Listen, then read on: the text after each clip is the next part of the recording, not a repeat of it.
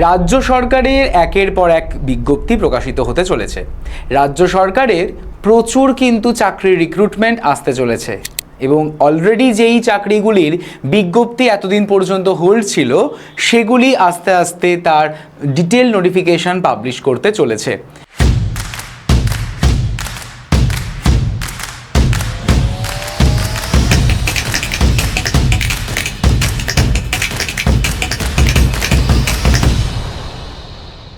তার মধ্যে already miscellaneous এক্সামিনেশনের ফর্ম ফিল আপ ওভার হয়ে গেছে এবং আপকামিং যে এক্সামসগুলি রয়েছে লাইক ক্লার্কশিপ থাকছে, আইডিও, এমভিআইয়ের মতন পরীক্ষাও, যেগুলির শর্ট নোটিস অথবা ইন্ডিকেটিভ নোটিফিকেশান যেগুলি অলরেডি পাবলিশ হয়েছিল সেগুলোও কিন্তু ধীরে ধীরে তার ডিটেল নোটিশ প্রকাশ করবে। তার পাশাপাশি পশ্চিমবঙ্গ রাজ্যের বা ডাব্লিউবি পুলিশের যেই রিক্রুটমেন্ট, সেটা কনস্টেবল হতে পারে বা সেটা এসআইয়ের হতে পারে, সেই রিক্রুটমেন্টও কিন্তু হতে চলেছে, যেখানে থাকছে হিউজ ভ্যাকেন্সি। ঠিক আছে, এছাড়া আমাদের পশ্চিমবঙ্গের তো গ্রাম পঞ্চায়েত রয়েছে, আইসিডিএস এক্সামিনেশন রয়েছে। তো সব মিলিয়ে পশ্চিমবঙ্গের কিন্তু 2026-এ থাকছে কিন্তু চাকরির সুবর্ণ সুযোগ, অর্থাৎ চাকরির ঝড় কিন্তু আসছে। তাই সকলে নিজের প্রিপারেশনকে এখন থেকেই মজবুত করো, জোরদার করো।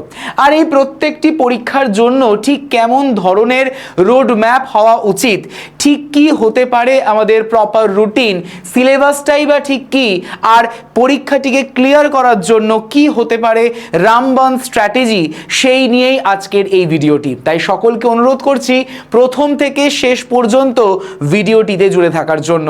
এমন অনেক কিছু বিষয় নিয়ে আমরা এখানে ডিসকাশন করব যেগুলো তোমার কিন্তু অনেকটাই থাকবে ফ্রুটফুল। তাহলে শুরু করছি আজকের এই ভিডিওটি। So hello everyone, welcome to BSS AI competitive YouTube channel. তোমাদেরকে স্বাগত জানাচ্ছি আজকের এই ভিডিওতে। আজকের এই ভিডিওতে আমরা মূলত ডিসকাশন করব, আলোচনা করব রাজ্য সরকারি কিছু চাকরি 2026-এর, যেইগুলির বিজ্ঞপ্তি ধীরে ধীরে প্রকাশিত হতে চলেছে এবং তার জন্যই দরকার এখন থেকে প্রপার একটি রোডম্যাপ, যাতে আমরা একটা শিওর শট সিলেকশন পেতে পারি, সাকসেস পেতে পারি। তো সেই পরীক্ষাগুলির সিলেবাস, রুটিন এবং তার স্ট্র্যাটেজি অবশ্যই করে আমরা জানবো, যাতে সিলেকশন হয় আমাদের 100%। তাহলে চলো শুরু করা যাক। তার আগে যারা যারা তোমরা আমার সঙ্গে কানেক্ট করতে চাও, যে কোনো রকমের আপডেট সবার আগে সবার প্রথম পেতে চাও, তাহলে অবশ্যই করে এই নাম্বারে হোয়াটসঅ্যাপে একটি হাই লিখে পাঠিয়ে দিও। তাহলে হাই লেখা মাত্রই তোমাদের কাছে কিন্তু দুটি গ্রুপের লিঙ্ক প্রোভাইড হবে। সেই দুটি গ্রুপে তোমরা যুক্ত হয়ে যাবে, যেখান থেকে তোমরা বিভিন্ন ইনফরমেশন, বিভিন্ন লিঙ্কস, এই সব কিছু পেয়ে যাচ্ছ। এবং যদি তোমরা ডিটেল ভিডিও, যে কোনো ইনফরমেশন, যে কোনো ক্লাসেস পেতে চাও আমাদের আপকামিং এক্সামিনেশনগুলিকে মাথায় রেখে, তাহলে তার জন্য এই চ্যানেলটিকে, অর্থাৎ বিএসএস এআই কম্পিটিটিভ ইউটিউব চ্যানেলটিকে সাবস্ক্রাইব করে পাশের বেল আইকনটিকে প্রেস করে রেখো আপকামিং সমস্ত ক্লাসের নোটিফিকেশনগুলিকে অন টাইমে পাওয়ার জন্য। তাহলে শুরু করছি আজকের এই ভিডিওটি, আজকের এই গুরুত্বপূর্ণ সেশনটি। দেখো, রাজ্য সরকারের একের পর এক চাকরির বিজ্ঞপ্তি প্রকাশিত হতে চলেছে এই বছর। 2026-2027 মিলিয়ে পরপর কিন্তু প্রচুর নোটিফিকেশন আসবে। মূলত যেই নোটিফিকেশনগুলির ইন্ডিকেটিভ অলরেডি পাবলিশ হয়ে গেছিল 2024 সালে, সেইগুলোরই ডিটেল নোটিফিকেশন সবার আগে পাবলিশ হবে এবং তাদের ফর্ম ফিল আপ হবে এবং তার পাশাপাশি সেই সমস্ত পরীক্ষাগুলি তো কন্ডাক্ট করা হবেই হবে এবং তার রিক্রুটমেন্ট প্রসিডিওর কমপ্লিট করতে হবে। তার পাশাপাশি অলরেডি আমাদের পঞ্চায়েত মন্ত্রী শ্রী দিলীপ ঘোষ মহাশয় তিনি জানিয়ে দিয়েছিলেন প্রেস কনফারেন্সে, প্রায় 11,000-এরও বেশি ভ্যাকেন্সি কিন্তু রয়েছে আমাদের পঞ্চায়েতের জন্য। তাহলে তার রিক্রুটমেন্ট অবশ্যই করতে হবে। তো তার জন্য প্রপার ওয়েতে প্রিপারেশন নিতে হবে, যাতে একটা সিট আমরা পেতে পারি। পঞ্চায়েতের পরেই কিন্তু আইসিডিএস এর একটি জোয়ার আসবে এবং সেই পঞ্চায়েতের পরে যে আইসিডিএসটা আসবে, আইসিডিএস এর সুপারভাইজার, অঙ্গনওয়াড়ি হেল্পার, ওয়ার্কার্স সব মিলিয়ে কিন্তু প্রায় 16,000-এর মতো ভ্যাকেন্সি রয়েছে। তাহলে এই সমস্ত যে পরীক্ষা রয়েছে, আমরা যে এত বলি পরীক্ষা নেই, তাহলে পরীক্ষা রয়েছে। তো সেই পরীক্ষার জন্য আমাদের প্রপার স্ট্র্যাটেজিটা ঠিক কি হতে পারে সেটা আমরা আলোচনা করব। প্রায় 2020 সালের পর থেকে আমরা দেখতে পাচ্ছি আমাদের পশ্চিমবঙ্গের চাকরির ভাটা পড়েছিল, বাট 2026 26-এ নতুন সরকার আসা মাত্রই পরপর করে কিন্তু একের পর এক বিজ্ঞপ্তি প্রকাশ করছে এবং তার মানে আগামীতেও প্রকাশ করবে। তার জন্য প্রিপারেশনকে নিতে হবে এখন থেকেই জোর কদমে। যাদের তোমাদের বয়স এখন 20 থেকে 27 বছরের মধ্যে রয়েছে, তাদের জন্য অনেক অপরচুনিটি ওপেন রয়েছে। যেমন তোমরা কিন্তু সেন্ট্রাল গভর্নমেন্টের পরীক্ষার জন্য প্রিপারেশন নিতে পারো, কারণ বয়স তোমাদের রয়েছে। সেন্ট্রাল গভর্নমেন্টের প্রিপারেশন যদি তোমরা এখন থেকে নাও তাহলে অটোমেটিক্যালি কিন্তু স্টেট গভর্নমেন্টের চাকরির জন্য প্রিপারেশনও হয়ে যাবে। এক্সট্রা করে কোনো রকমের আলাদা প্রিপারেশন দরকার পড়বে না রাজ্য সরকারের চাকরির জন্য। কিন্তু যাদের বয়স 30 বছরের ওভার হয়ে গেছে বা 30 বছর পেরিয়ে গেছে, তাদের কিন্তু আর সেন্ট্রাল গভর্নমেন্টের এক্সামিনেশনে বসার স্কোপ থাকছে না। আমি মূলত এই যে বয়সটা বললাম, এই বয়সটা হচ্ছে ফর জেনারেল বা ইউআরদের জন্য, ঠিক আছে? তো 30 বছরের ওভার হয়েছে, তার মানে চিন্তার কোনো কারণ নেই, তোমার জন্য রাজ্য সরকার রয়েছে। তো রাজ্য সরকারের একের পর এক বিজ্ঞপ্তি প্রকাশিত হবে, তো তার জন্য নিজেকে প্রিপেয়ার করো, তার জন্য প্রিপারেশন নাও। আর অবশ্যই করে দরকার কিন্তু স্মার্ট স্ট্র্যাটেজি, ঠিক আছে? তো আমাদের যদি বলা হয়ে থাকে প্রায় 5 থেকে 10টি পরীক্ষা আমাদের কিন্তু রাজ্য সরকারের তরফ থেকে হয়ে থাকে, এবং রাজ্য সরকারের বিভিন্ন পরীক্ষা যেমন ওয়েস্ট বেঙ্গল পিএসসির এক্সাম হতে পারে, ওয়েস্ট বেঙ্গল পুলিশ বা পিআরবি বোর্ডের পরীক্ষা হতে পারে, আবার অন্যান্যর মধ্যে পড়ছে মিসলেনিয়াস, অন্যান্যর মধ্যে পড়ছে আমাদের ডাব্লিউবিএসএসসি, ডাব্লিউবিএইচআরবি, থাকছে আমাদের কিন্তু এক্ষেত্রে কোঅপারেটিভ সার্ভিসেস, থাকছে আমাদের এমএসসি মাদ্রাসা সার্ভিস কমিশনের পরীক্ষা। প্রত্যেকটি পরীক্ষায় প্রতিটা পরীক্ষা কিন্তু আমাদের পশ্চিমবঙ্গ রাজ্য সরকারের তরফ থেকে হয়ে থাকে। আর এই প্রত্যেকটি পরীক্ষার জন্য আমরা অনেকেই কিন্তু ওয়েট করে থাকি, আমরা অনেকে প্রিপারেশন নিই জোর কদমে, ঠিক আছে? তো বলে রাখি যে সবার প্রথম যখন তোমরা প্রিপারেশন স্টার্ট করছো, তখন কিন্তু তোমরা কি ওই স্পেশাল প্র্যাকটিস সেট বা সাজেশন বই এইগুলো ইনিশিয়ালি করার দরকারই নেই। কেন? তার কারণ এগুলো হচ্ছে আমাদের বলতে পারো টেম্পোরারিলি ইন নেচার, ঠিক আছে? এগুলো পার্মানেন্ট নয়। তো তোমাদের দরকার কি? দরকার নিজের কনসেপ্টটাকে তৈরি করা, নিজের বেসিকটাকে বিল্ড করা, এটা তোমাদের সবার প্রথম কাজ। তারপরে তুমি প্র্যাকটিস করো, সেদিকে আরও ভালো। কিন্তু সবার প্রথমে তুমি প্র্যাকটিস সেট দিয়ে স্টার্ট করছো, তাহলে তুমি কিন্তু অর্ধেকের বেশি প্রশ্ন তুমি হয়তো না পারতেও পারো। কেন? তার কারণ তোমার কনসেপ্টটাই জানা নেই। তার জন্য বেটার সবার প্রথম আমাদের কি করতে হবে, তোমাদের যা সিলেবাস রয়েছে সেই সিলেবাসের 60%কে সবার প্রথমে আগে ক্লিয়ার করো, সবার প্রথমে 60%কে আগে কমপ্লিট করো। দেন তার উপর ভিত্তি করে তুমি মানে প্র্যাকটিস করো, মক টেস্ট দাও, যাতে তোমরা বুঝতে পারো যে আগে কোথায় ছিলে এবং এখন কোথায় রয়েছে, অর্থাৎ তুমি তোমার ইমপ্রুভমেন্টটা ঠিক বুঝতে পারবে, ঠিক আছে? বলে রাখি গুরুত্বপূর্ণভাবে যে সিলেবাস এবং প্যাটার্নের ক্ষেত্রে সাজেশন বই বা প্র্যাকটিস সেটের ওপর নির্ভর না করাই বেটার সবার প্রথমে, ঠিক আছে? 60% অবশ্যই সিলেবাস শেষ করতে হবে, এবং এই সিলেবাসের মধ্যে মূলত রয়েছে আমাদের জেনারেল স্টাডিজ, রয়েছে ইংলিশ, রয়েছে রিজনিং, রয়েছে ম্যাথস, এবং কিছু কিছু ক্ষেত্রে তোমাদের রয়েছে কিন্তু বাংলাও, ঠিক আছে? তো যেই সমস্ত কমন বিষয়গুলি রয়েছে, যেগুলি আমাদের সেন্ট্রাল গভর্নমেন্টের পরীক্ষার জন্য প্রিপারেশনের কাজে লাগে, আবার স্টেট গভর্নমেন্টের জন্য কাজে লাগে, সেগুলো আমাদের সবার আগে শেষ করতে হবে, ঠিক আছে? যেমন তার মধ্যে হচ্ছে জেনারেল স্টাডিজ, এর মধ্যে history, geography, polity, economy, general science, static GK এগুলো পড়ছে, এগুলোকে আমাদের কভার আপ করতে হবে, ঠিক আছে? একটা যে কোনো স্ট্যান্ডার্ড বুক ফলো করো। আমি তোমাদের মেনলি সাজেস্ট করে থাকি যে 100টা বা 10টা বই না পড়ার থেকে একটা বইকেই 10 বার পড়ো, যাতে তোমার ওই বইটা নিজের নখদর্পণে চলে আসে, ঠিক আছে? যাতে ওই বইটি তোমাদের নখদর্পণে চলে আসে। এছাড়া যদি আমরা কারেন্ট অ্যাফেয়ার্সের কথা বলি, তোমাদের কারেন্ট অ্যাফেয়ার্স নিয়ে প্রচুর ভয়, ঠিক আছে? এই কারেন্ট অ্যাফেয়ার্সের ভয় যদি তোমাদের দূর করতে চাও, তাহলে তোমরা প্রত্যেক দিন ঠিক সকাল 11টায় ডেলি কারেন্ট অ্যাফেয়ার্সের ক্লাসে যুক্ত হয়ে যাও। দেখবে কারেন্ট অ্যাফেয়ার্সের সমস্ত ভীতি ভয় সব কেটে গেছে, ঠিক আছে? তাই অবশ্যই প্রত্যেক দিনের যে সকাল 11টায় ডেলি কারেন্ট অ্যাফেয়ার্সের ক্লাস হয়, সেই ক্লাসে জয়েন করতে ভুলো না, ঠিক আছে? কারেন্ট অ্যাফেয়ার্সের যদি আমরা কথা বলি, তাহলে তুমি যখন ফর্ম ফিল আপ করেছো, সেই ফর্ম ফিল আপের ডেট থেকে বিগত 1 বছরের কারেন্ট অ্যাফেয়ার্সকে অবশ্যই পড়তে হবে, ঠিক আছে? আর সেখান থেকেই মূলত কিন্তু প্রশ্ন জিজ্ঞাসা করা হয়। আমরা যদি ম্যাথসের কথা বলি, যদি আমরা আমাদের অঙ্কের কথা বলি, ম্যাথসের ক্ষেত্রে গুরুত্বপূর্ণ হচ্ছে কিন্তু আমাদের 20 থেকে 25টা অ্যারিথমেটিকের চ্যাপ্টার। আমরা প্রথমেই কিন্তু শর্টকাট ট্রিক শিখবো না, আমাদের শর্টকাট ট্রিক তো আমরা শিখবো সেটা পরবর্তীকালে।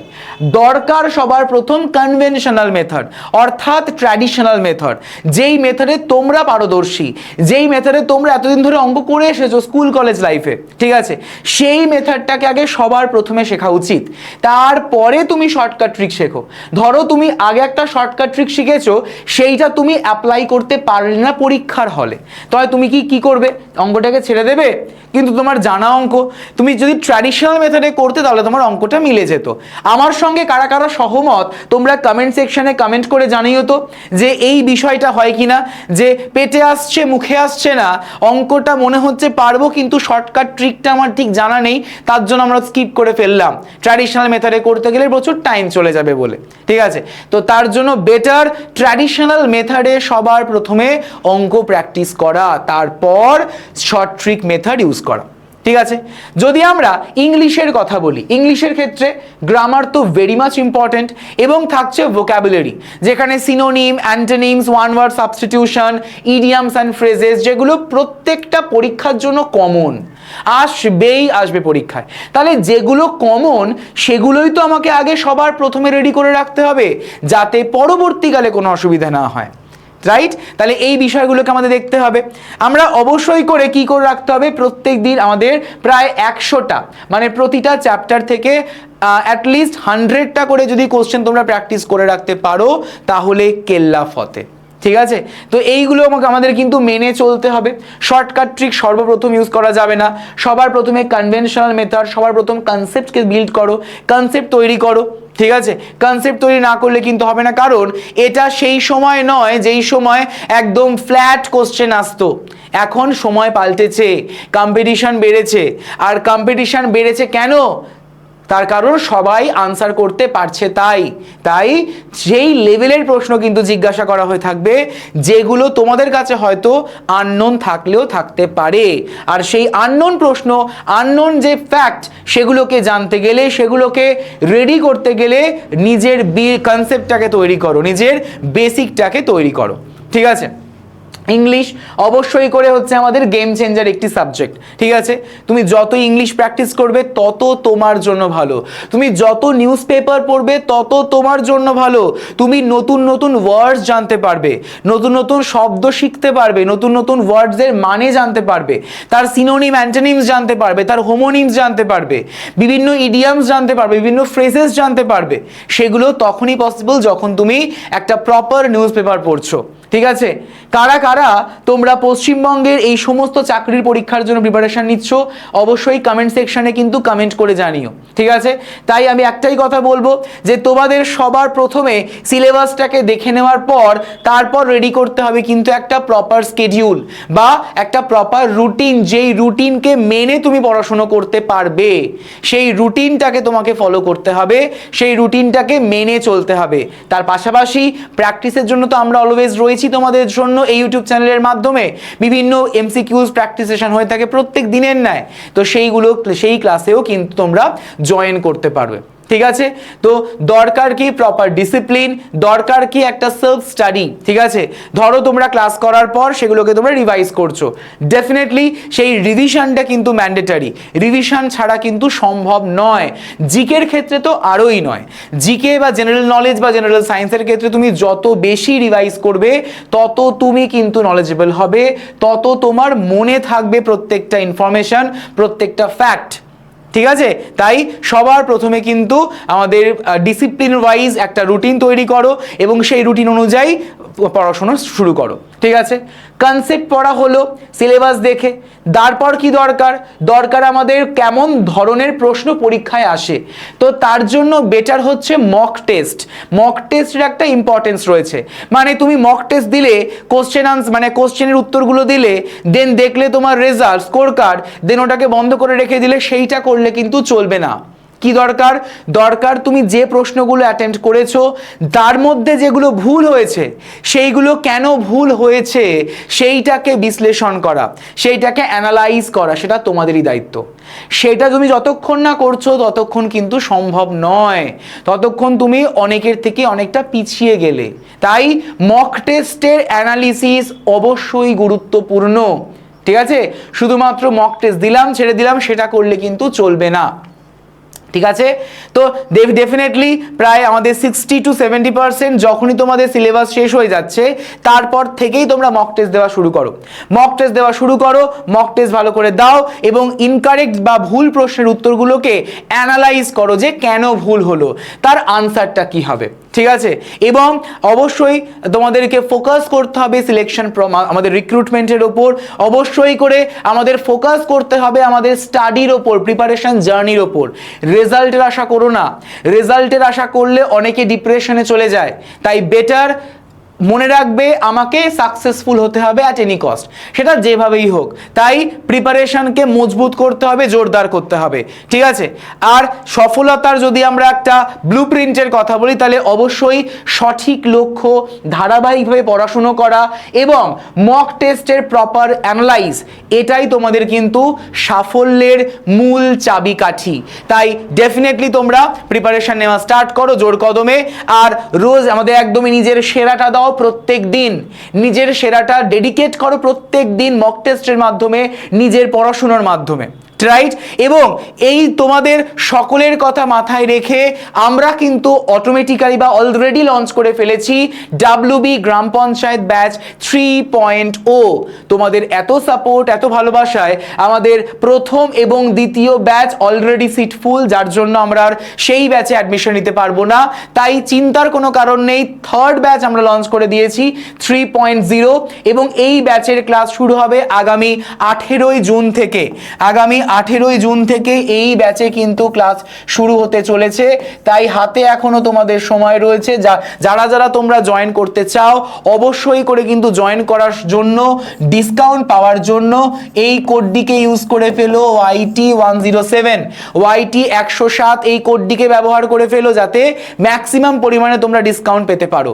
ঠিক আছে, আর যদি কোনো রকমের কোনো জায়গায় জিজ্ঞাসা থাকে, কোনো প্রশ্ন থাকে, চিন্তার কোনো কারণ নেই, আমার সঙ্গে ডিরেক্টলি তোমরা এই নাম্বারে কানেক্ট করে নেবে 989836778123। এই যে নাম্বার, এই নাম্বারে অবশ্যই হোয়াটসঅ্যাপে যোগাযোগ করে নেবে।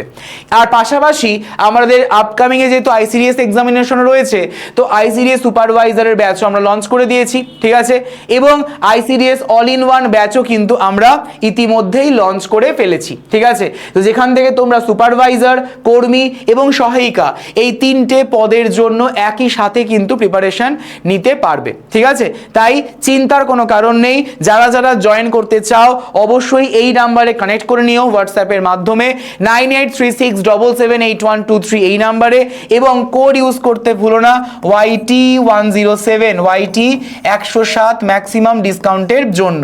এবং যারা যারা তোমরা এখনো পর্যন্ত এই চ্যানেলটিকে সাবস্ক্রাইব করে রাখোনি, চট জলদি সাবস্ক্রাইব করে পাশের বেল আইকনটিকে প্রেস করে রেখো আপকামিং সমস্ত ক্লাসের নোটিফিকেশনগুলিকে অন টাইমে পাওয়ার জন্য।